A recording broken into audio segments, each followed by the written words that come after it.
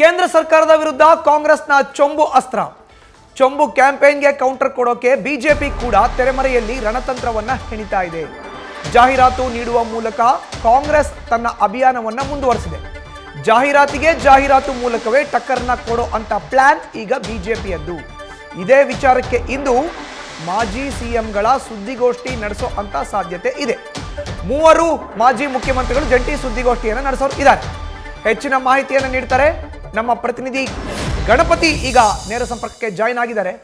ಗಣಪತಿ, ಕಾಂಗ್ರೆಸ್ನ ಜಾಹೀರಾತಿನ ಅಸ್ತ್ರಕ್ಕೆ ಬಿಜೆಪಿ ಕೂಡ ಅದೇ ರೀತಿಯ ಪ್ರತ್ಯಸ್ತ್ರ ಜಾಹೀರಾತನ್ನ ನೀಡೋ ಅಂತ ಸಾಧ್ಯತೆ ಇದೆ ಎಂಬ ಮಾಹಿತಿ ಸಿಗ್ತಾ ಇರೋದು.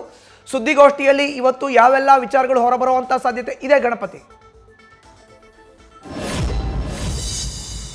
ಮಧುಸೂದನ್, ಪ್ರಮುಖವಾಗಿ ಈಗಾಗಲೇ ಕಾಂಗ್ರೆಸ್ ಅವರು ಹೊರಡಿಸಿರುವಂತಹ ಕ್ಯಾಂಪೇನ್ ಮಾಡಿರುವಂತಹ ಚೊಂಬು ಏನಿದೆ, ಇದು ಬಹಳಷ್ಟು ಬಿಜೆಪಿ ನಾಯಕರು, ರಾಜ್ಯ ಇರ್ಬೋದು ಮತ್ತು ಹೈಕಮಾಂಡ್ ನಾಯಕರ ಒಂದಷ್ಟು ನಿದ್ದೆಗೆಡಿಸಿರುವಂಥದ್ದು. ಕಾರಣ ಇಷ್ಟೇ, ಈ ಹಿಂದೆ ಇದೇ ಕಾಂಗ್ರೆಸ್ ಸರ್ಕಾರ ಅಥವಾ ಇದೇ ವಿಪಕ್ಷದಲ್ಲಿರುವಂತಹ ಕಾಂಗ್ರೆಸ್ ಪಕ್ಷ ನೇರವಾಗಿ ಒಂದು PCM ಅಭಿಯಾನ ಮಾಡಿತ್ತು.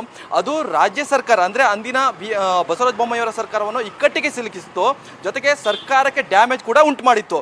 ಈಗ ಅದೇ ತೆರನಾದ ಈ ಚೊಂಬು ಕ್ಯಾಂಪೇನ್ ಏನಿದೆ, ಈ ಚೊಂಬು ಜಾಹೀರಾತು ಏನಿದೆ, ಈಗಾಗಲೇ ಚುನಾವಣೆ ಸಂದರ್ಭದಲ್ಲಿ ರಾಜ್ಯ ಬಿಜೆಪಿ ನಾಯಕರನ್ನ ನಿದ್ದೆಯನ್ನ ಗೆಡಿಸ್ತಿರುವಂಥದ್ದು. ಈಗ ಇದೇ ಜಾಹೀರಾತು ಮೂಲಕ ಏನಾದರೂ ಕೂಡ ಟಕ್ಕರ್ ಕೊಡುವಂತ ಸಾಧ್ಯತೆಗಳಿದೆಯಾ?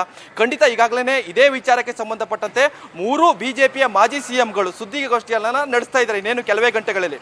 ಇಲ್ಲಿ ಪ್ರಮುಖವಾಗಿ ಬಿಜೆಪಿಯ ಚೊಂಬು ಜಾಹೀರಾತು ಏನಾದರೂ ಕೂಡ ಪ್ರತಿತಂತ್ರವನ್ನ ಮಾಡುತ್ತಾ ಅನ್ನೋದು ಕೂಡ ಒಂದಷ್ಟು ವಿಚಾರಗಳು ಚರ್ಚೆ ಆಗುತ್ತೆ.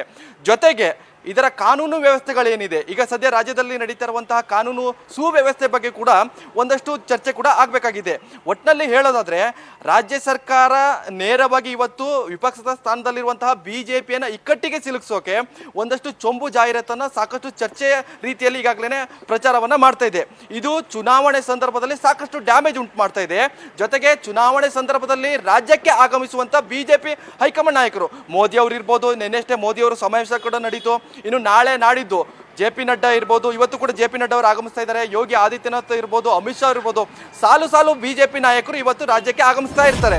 ಇಂಥ ಸಂದರ್ಭದಲ್ಲಿ ಇದೇ ಚೊಂಬು ಕ್ಯಾಂಪೇನ್ ಏನಾದರೂ ಕೂಡ ಅವರ ಮುಂದ್ಗಡೆ ಪ್ರತಿಭಟನೆ ಇರ್ಬೋದು ಅಥವಾ ಮುತ್ತಿಗೆ ಯತ್ನ ಏನಾದರೂ ಕೂಡ ಮಾಡಿದ್ದೇ ಆದಲ್ಲಿ ಇದು ಸಾಕಷ್ಟು ಮುಜುಗರಕ್ಕೆ ಕಾರಣ ಆಗುತ್ತೆ. ಚುನಾವಣೆ ಸಂದರ್ಭದಲ್ಲಿ ಇದೇ ಕ್ಯಾಂಪೇನ್ ಮುಂದುವರೆದಿದ್ದೇ ಆದಲ್ಲಿ ಬಿಜೆಪಿಗೆ ಡ್ಯಾಮೇಜ್ ಆಗುತ್ತೆ, ಹಿನ್ನಡೆ ಆಗುತ್ತೆ. ಈ ಸಂದರ್ಭದಲ್ಲಿ ಬಿಜೆಪಿ ಈಗ ಕಾಂಗ್ರೆಸ್ ಅವರಿಗೆ ಟಕ್ಕರ್ ಕೊಡಲಿಕ್ಕೆ ಒಂದಷ್ಟು ಪ್ರಯತ್ನ ಮಾಡ್ತಾ ಇದೆ. ಮೂರೂ ಮಾಜಿ ಸಿಎಂಗಳು ಈಗಾಗಲೇ ಸುದ್ದಿಗೋಷ್ಠಿ ನಡೆಸುವ ಮೂಲಕ ಒಂದಷ್ಟು ಪ್ರತಿತಂತ್ರಕ್ಕೆ ಪ್ಲಾನ್ ಕೂಡ ಹೆಣೆದಿರುವಂತದ್ದು. ಮಧುಸೂದನ್, ಧನ್ಯವಾದ ಗಣಪತಿ ನಿಮ್ಮ ಮಾಹಿತಿಗೆ. ನ್ಯೂಸ್ ಫಸ್ಟ್, ನಿರ್ಭೀತಿಯಿಂದ ನಿಮ್ಮ ಪರವಾಗಿ.